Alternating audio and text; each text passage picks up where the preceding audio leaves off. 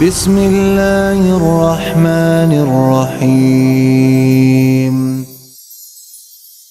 If you look at human history and then come to our history, as in the history of our nation, as in the Muslim nation, you will notice that at the early stages of Islam, at the dawn of Islam, there were two main world powers, empires or superpowers.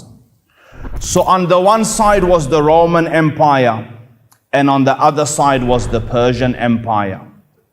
And both of these empires had reached the zenith of power. So they boasted political stability, military capability, economical prosperity, and an influence that covered much of the globe. And there, sandwiched somewhat in between these two, was the Arab Peninsula. And the Arab Peninsula was a hot, barren, harsh environment in which a segment of Arab society lived. They were scattered across an endless desert. As a people, they seemed to have nothing going for them. So disunited, uneducated, purposeless lives. Against all these odds, so a harsh climate, barren land, limited to no resources, a people insignificant compared to the major civilizations. Like there was no huge army, trained, disciplined, organized. It didn't exist. So against all these odds and challenges, a civilization rose from the Arabs. And pretty soon it extended from Granada in Spain on one side to New Delhi on the other. So I read history, study history, and I try to look for cause and effect, reasons, like what happened. And you study civilizations, certain things are prerequisites. So for example, water.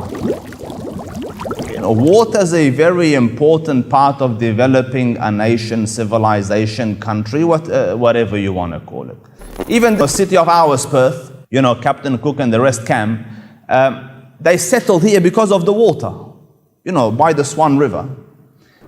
Because the land is fertile, it is green, and all the rest of it. Important. Yet they had no water.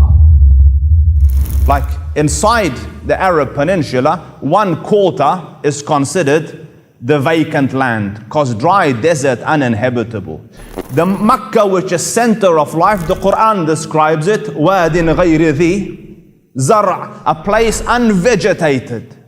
So water didn't exist. Then you think, khalas, no water, maybe they had something else. And look as you may, you won't find any of the ingredients that will make a civilization.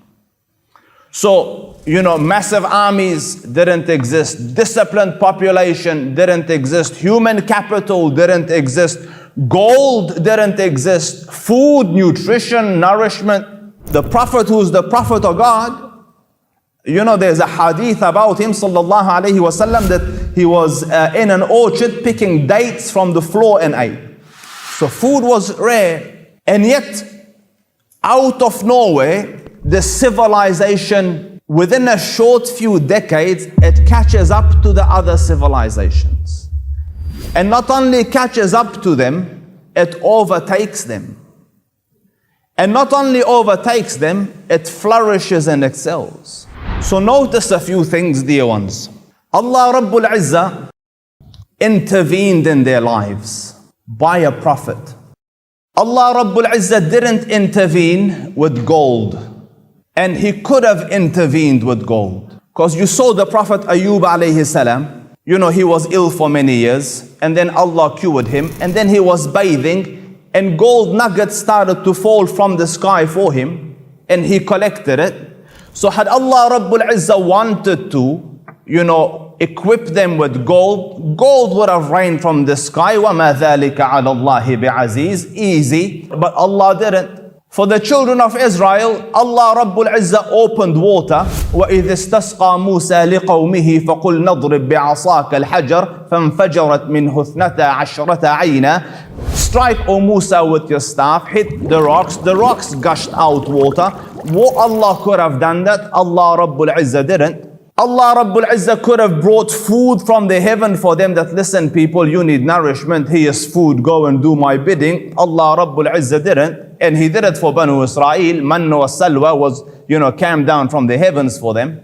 The only thing Allah Rabbul Izzah gave them, the intervention, was a prophet, a messenger.